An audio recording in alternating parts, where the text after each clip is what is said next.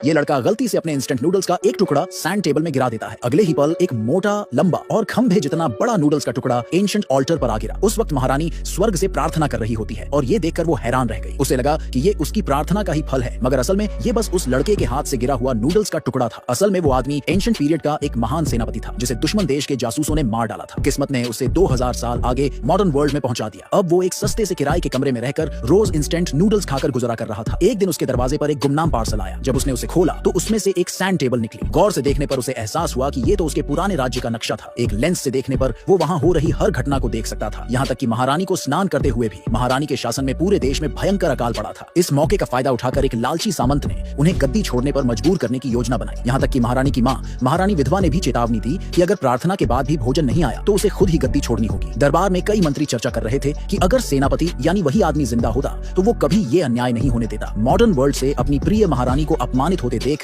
उसने गुस्से से इंस्टेंट नूडल्स की ब्रिक को जोर से दबा दिया, जिससे कुछ टुकड़े सैंड टेबल में गिर गए। और जैसे ही वो टुकड़े गिरे, एंशिएंट वर्ल्ड में ऑल्टर के बीचों बीच मोटे नूडल्स आ गिरे। सब लोगों ने इसे स्वर्ग का वरदान मान लिया। महारानी खुशी खुशी उसे उबालकर सबको खिलाया। सारे मंत्री इसकी तारीफ करने लगे, मगर उस लालची सामंत ने इसे महारानी की कोई चाल समझी। ये देखकर लड़के को समझ आया कि महारानी ने ये रिचुअल अकाल से निपटने के लिए किया था। बिना देर किए उसने पूरी एक डिब्बी इंस्टेंट नूडल्स सैंड टेबल में उड़ेल दिया। अगले ही पल एंशिएंट वर्ल्ड में एक बड़ा सा पैकेट ऑल्टर पर गिरा और देखते ही देखते पूरा शाही भंडार खाने से भर गया। ये खबर सुनकर महारानी बेहद खुश हो गई कि अब उनकी प्रजा सर्दी से बच जाएगी। लेकिन तभी दुश्मन सेना ने हमला कर दिया। महारानी खुद किले की दीवार पर चढ़कर सेना का नेतृत्व करने लगी, मगर उनकी सप्लाई और मदद पहले ही काट दी गई थी। अब उनकी हार तय लग रही थी। जवान आदमी को पता था कि दुश्मनों के हथियार बहुत एडवांस्ड थे, इसलिए वो दौड़कर कुछ मॉडर्न वेपन्स खरीद लाया और सैंड टेबल में इस्तेमाल करने लगा। जैसे ही दुश्मन किले के पास पहुंचे, उसने एक फ्लेम थ्रोवर निकाला और दुश्मनों पर चला दिया। देखते ही देखते पूरी बैटलफील्ड जलने लगी और दुश्मनों में भगदड़ मच गई। फिर उसने पटाखे और फुलझड़ियां सैंड टेबल में फेंक दी, जिससे दुश्मन सेना में और भी अफरा तफरी फैल गई। दुश्मन सेनापति ने इसे कोई काला जादू समझकर अपनी सेना को पीछे हटने का आदेश दिया। महारानी को जब पता चला कि हेवनली फायर से दुश्मन पीछे हट गया है,